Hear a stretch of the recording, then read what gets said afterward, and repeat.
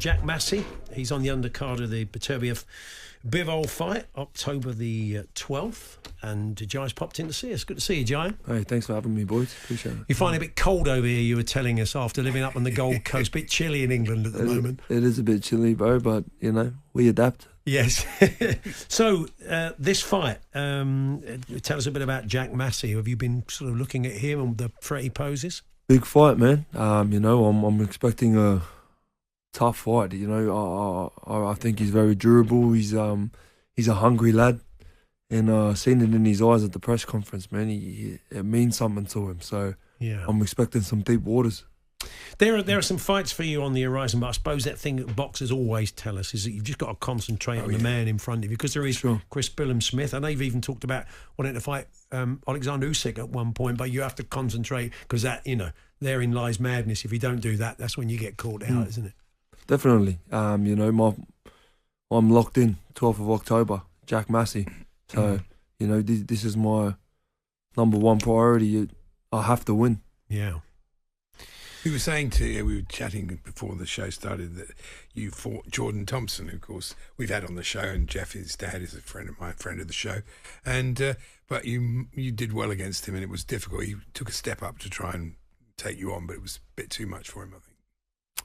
Yeah, well, you know, these things happen in the sport. You know, it's I take these fights very serious. You know what I mean? A lot of people said he wasn't ready, this and that, but people don't understand. Like, I've only been on the international level for 4 fights now. You know what I mean? Before that, no one knew who I was. You know, I was waiting for an opportunity like that.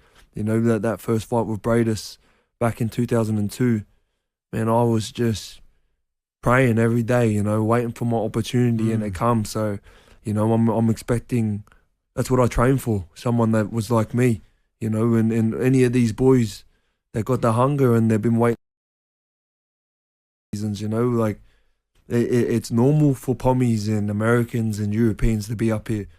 Dudes like me come from where we come from, we take a long route, you know what I mean? Our competition's different, our laneways are different, so, you know, I feel like I'm here now and I'm walking an unwalked path.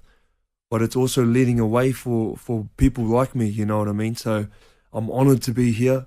I know I deserve to be here, and I'm pumped. You know, we haven't taken any shortcuts, so it just makes it all that bittersweet. Yeah. There's a mandatory off the back of this fight. Whoever wins this fight, and then the door is open for that Chris Billam-Smith fight, which I think a lot of people would love to see. Definitely. So they should. You know, we're chasing unification fights. It would be brilliant. It wouldn't be. You're straight from sparring today, aren't you? You've just come in from sparring. Yeah, my manager stitched me up. He, full stitch up. We jump in the cab to go home from sparring, and he goes, "Oh, we just got to stop by a talk show." So I was like, "Wow, right, he strikes again." But you know, good old Mickey boy. You also said in the past you'd like to fight Oleksandr Usyk. I mean, look, he's not the biggest of the heavyweights. He is some fighter. I mean, that's definitely. Respectfully, I would love to share the ring with him. Yeah, you know, he was, you know, when I fought here in London Olympic Games, he won the division that I was in. You know, I've always been close to the top.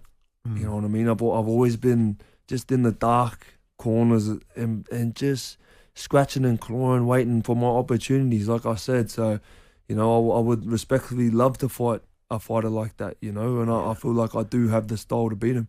You were 16, weren't you, when you fought in the Olympics? Adam Catron was. I actually was 17. I qualified at 16, and then turned 17 about 3-4 weeks just before we competed. And finally, Adam Catron was telling us one of your other big loves is fishing to get away from it all. I mean, you're living up on the Gold Coast. You got any fishing in while you've been over here? I haven't, man. We're not here for fun. We're here for business. But I'll definitely be getting some fishing in when I get back home. Good luck. Well, look, we wish you well against Jack Massey. Jai, thanks very much for popping in to see us. Thank you very much for having me. I appreciate the time. There is Jai Opetaia there, the cruiserweight, IBF cruiserweight fighter champion, and who takes on Jack Massey. Yeah, as we said, Jai's fresh from training. He's a bit pumped up. On AM, on DAB, via the talkSPORT app and on your smart speaker. talkSPORT.